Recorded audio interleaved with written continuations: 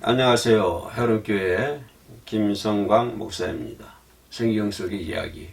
오늘은 누가복음 5장에 나와 있는 말씀을 근거로 예수님께서 제자들을 부르시는 그 모습 그리고 의미 이런 것을 한번 살펴보도록 하겠습니다.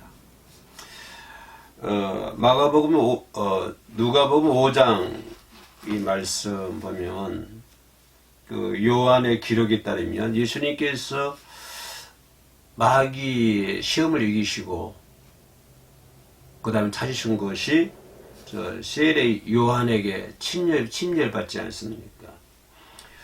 침례를 받으신 곳으로 돌아왔을 때 요한이 주님을 가리켜서 뭐라고 말씀하시죠? 여러분 잘 알고 있는 말씀이죠. 보라 하나님의 어린 양이로다가 이렇게 세례 요한이 외치는 것을 볼 수가 있습니다.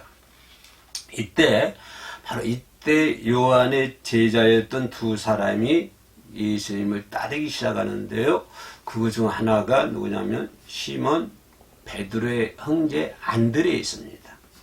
그죠? 그러니까 세례 요한에게 예수님께서 세례 받으러 오셨고 그런 예수님을 바라보면서 세례 요한이 보라 하나님의 어린 양이로다 라고 이제 고백했을 때 외쳤을 때 그때 요한의 제자들 중에서 두 제자가 예수님을 따르기 시작했는데 그때 한 사람이 그 둘 중에 한 사람이냐면 베드로의 형제 안드레였습니다. 그죠? 그래서 안드레는 곧 누가 달려갑니까? 시몬 베드로에게 달려가죠. 베드로에게 달려가서 안드레가 뭐라고 얘기합니까? 우리가 메시아를 만났다. 메시아를 만났다라고 말하고 베드로를 안드레가 예수님께 인도하는 것을 볼 수가 있습니다. 그때 예수께서 베드로에게 뭐라고 하냐면 게바. 이 게바는 이거 뜻이 바위라는 의미를 가지고 있습니다. 아람어로 바위라는 뜻을 가지고 있는데요. 헬라어로는 베드로라는 이름을 붙여 주십니다. 이것이 처음으로 베드로를 부르셨던 예수님의 모습이죠. 그러니까 예수님과 베드로의 첫 만남이 베드로의 형제 안드레에 의해서 그죠? 안드레가 요단강에서 세례를 베풀 때 안드레가 예수를 만났고 예수님 제자가 됐고 예수님을 따르기 시작했고 그때 베드로에게 형제 베드로에게 달려가서 우리가 메시아를 만났다 하고 베드로를 데리고 예수님께 갔고 그때 예수님께서 게바라고 하는 이름을 붙여주신 것을 볼 수가 있습니다. 그렇다고 한다 내가 왜 이 말씀을 드리냐면 그러면 이때부터 베드로가 예수님을 잘 따랐을까요? 전적으로? 예수님께 메시아를 만났고 게바라고 하는 이름을 붙여받았고 그러면 그때부터 베드로는 예수님을 전적으로 따랐느냐 하면은 그것이 아닌 것 같습니다. 예수를 만났어도 전적으로 예수님을 따르지 않았어요. 그것이 마태복음 4장에 보면요. 예수님이 베드로를 두 번째 부르는 장면이 옵니다. 그래서 첫 번째는 뭐냐면 안드레가 베드로를 데리고 가서 예수님을 만나는 거죠. 그래서 그것이 첫 번째 베드로와 예수님과의 만남이었고 두 번째 베드로와 예수님의 장면은 예수님 베드로를 부르시는 장면은 마태복음 4장에 나와 있는 이 사례에 나와 있는 광경인데요. 그때 예수님은 갈릴리 해변가에서 그물을 던지고 있는 베드로와 안드레를 부르시는 것을 볼 수가 있습니다. 그러면서 그들에게 말씀하시기를 뭐라고 그래요? 내가 너희를 사람 낚는 어부가 되게 하리라. 그러니까 여기서 안드레와 베드로가 처음 예수를 만나는 장면 아니잖아요. 그 전에 요단강에 있을 때 예수님께서 세례 받으러 왔을 때 거기서 한번 만났었잖아요. 그럼 두 번째 만남입니다. 그죠? 해변에 다니시다가 베드로와 안드레를 이제 부르시면서 하시는 말씀이 내가 너희를 사람 낚는 어부가 되게 하리라 라고 하는 표현을 하시는 것을 볼 수가 있습니다. 이 표현은 베드로에게 첫 번째 만났을 때 그런 표현을 하지 않았죠. 내가 너로 하여금 사람 낚는 어부가 되게 하리라 이런 말을 하지 않았고 거기서 만났다가 헤어지고 이제 두 번째 만났을 때 갈릴리 해변가에서 두 번째 만났을 때 드디어 예수님은 베드로에게 이런 이제 사람 넘는 어부가 되게 하리라 라고 하는 것을 볼 수가 있습니다. 그러면 거기에 베드로와 안드레만 있었느냐? 안 그렇습니다. 다른 동역자들도 금을 깁는 것을 볼 수가 있죠. 베드로 안드레뿐만 아니라 다른 사람들도 다른 동역자도 있는데요. 그것이 오늘 본문에 누가복음 5장에 등장한 세베대의 아들 야고보와 요한이죠. 그죠? 이때 바로 그때 사람 낚는 어부가 되게 하리라는 그때 베드로 주변에서 같이 함께 있었던 세베대의 아들 야고보와 요한도 그죠? 요한도 예수님의 부르심을 받고 그 아버지와 배를 버려두고 예수님을 따르는 것을 볼 수가 있습니다. 그러면 그들이 전적으로 또 예수를 따랐을까요? 그런다고 해서 그들이 전적으로 예수를 따랐을까요? 그렇지 않습니다. 그들은 여전히 그들의 배와 그물로 돌아가 있는 것을 볼 수가 있지요. 그들은 예수님이 훌륭한 랍비라고는 생각했겠죠. 그러나 전적으로 예수님을 따르지 않았습니다. 그죠? 우리들도 이런 베드로와 같은 상황에 처할 수도 있습니다. 베드로처럼 부르심을 받았음에도 불구하고 주일에만 주님을 따르지 평일에는 예수님을 까맣게 잊어버리는 우리들의 모습이 그 베드로의 모습이 아닌가 생각이 됩니다. 주일날은 참 잘 믿어요. 열심히 기도하고 예배하고 찬양하고 뭐든지 다 할 수 있는 것 같아요. 그러나 주일만 지나버리면 그 다음부터는 예수님을 까맣게 잊어버리는 그렇게 살아가는 모습이 우리들의 모습이 아닌가 그렇게 생각이 됩니다. 예수님도 베드로를 불렀지만 그들이 예수님을 훌륭한 스승, 그죠? 이렇게는 생각했을지라도 훌륭한 랍비 정도 생각했을지라도 전적으로 예수님을 따르지 않는 모습을 볼 수가 있지요. 그렇다면 우리가 생각해 볼 수 있는 누가복음 5장 이 말씀을 주목해야 됩니다. 그러면 예수님께서 어떻게 베드로를 부르셨습니까? 그 부르심이 얼마나 가치가 있는가? 예수님은 베드로를 부르고 부르심의 가치가 무엇인가? 이 부분을 그 가치에 대해서 우리가 좀 생각해 볼 수가 있는 것입니다. 자, 본문의 그 배경, 누가복음 5장에 나와 있는 이 배경은 여러분 잘 알다시피 갈릴리 호수죠. 그죠? 갈릴리 호수 또는 뭐라고 하면 게네사렛 호수 이렇게 표현합니다. 갈릴리 호수 또는 게네사렛 호수가에 서서라고 말씀하신 것을 볼 수가 있습니다. 근데 우리는 여기서 호수인데 그런데 왜 바다로 불렀을까요? 근데 그죠? 그죠? 왜 호수인데 바다라고 표현했을까요? 이것은 여러 가지 의미가 있겠습니다만 어떤 사람은 그 바다를 본 적이 없어서 그렇게 불렀을 거라고 말하기도 합니다. 그러나 그들이 그것을 몰랐을 리가 없지요. 왜냐하면 이 갈릴리 호수, 이 게네사렛 호수, 이 크기가 지금 오산시의 4배 정도 된다고 합니다. 4배. 엄청 큰, 그러니까 둘레가 몇 킬로냐면 자그마치 53킬로예요. 이 갈릴리 호수 둘레가 53km 갑니다.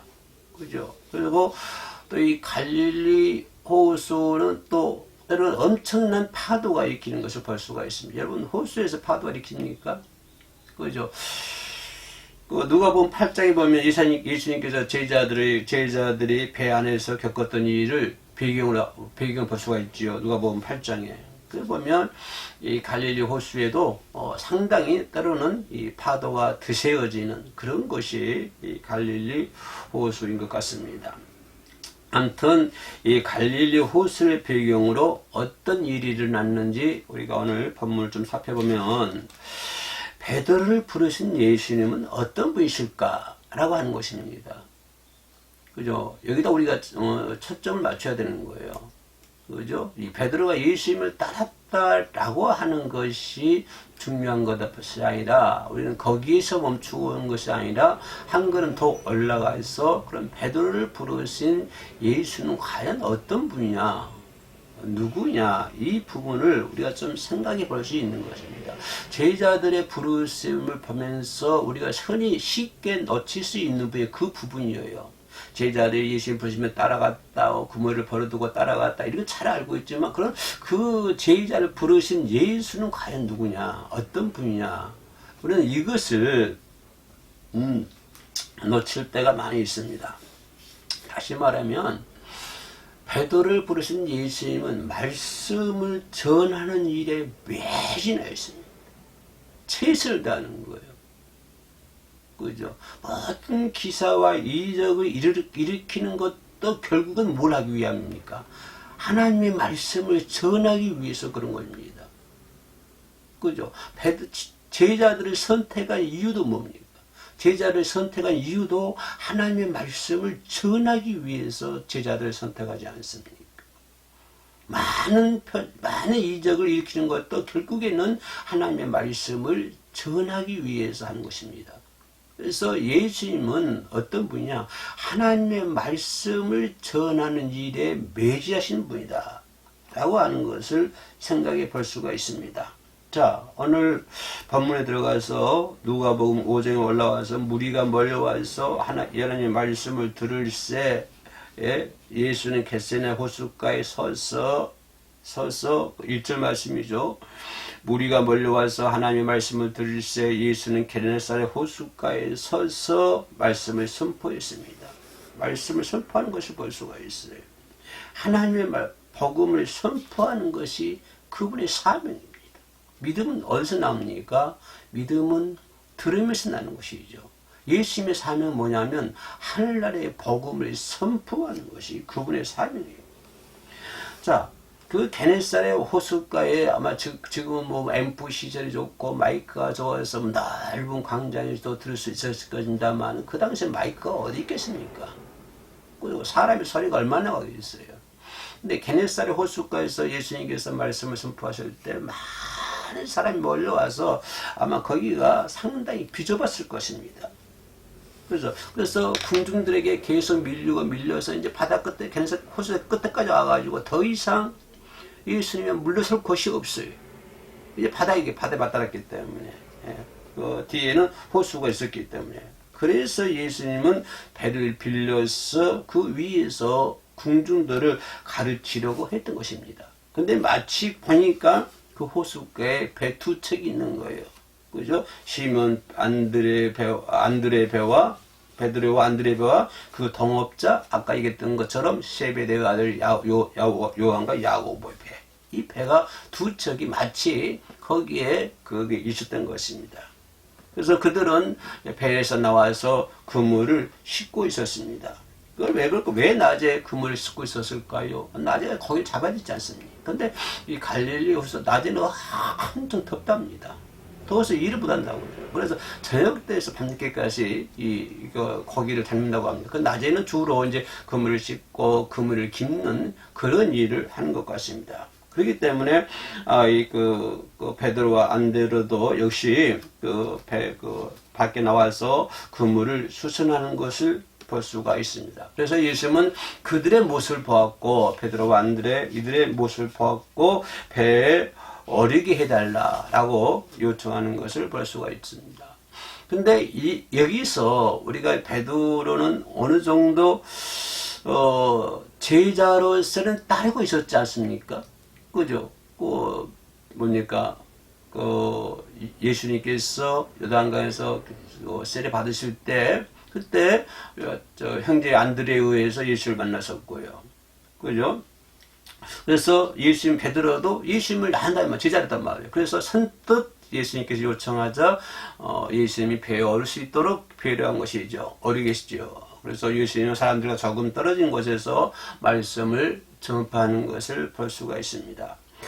여기서 우리가 한 가지 더 말씀드릴 수 있는 것은 예수님은 세상에 계시는 내내 말씀을 선포하는 거예요.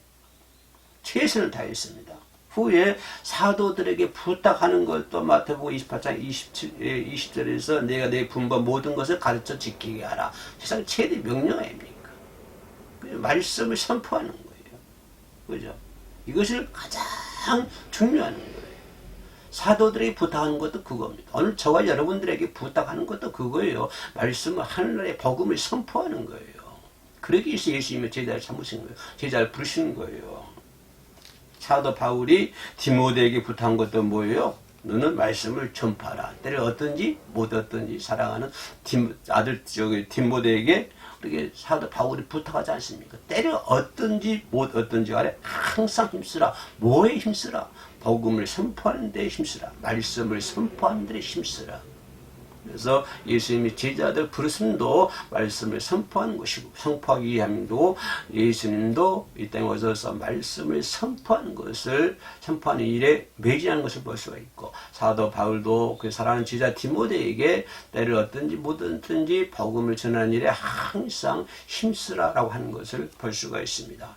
오늘 저와 여러분들이 예수님의 제자 되기를 원합니까? 그러면 예수님의 제자가 되기 위해서 뭘 해야 됩니까? 말씀을 선포해야 된다고 하는 것입니다. 복음을 선포해야 된다고 하는 것입니다. 그러기 위해서 예수님은 제자들을 불러주셨습니다.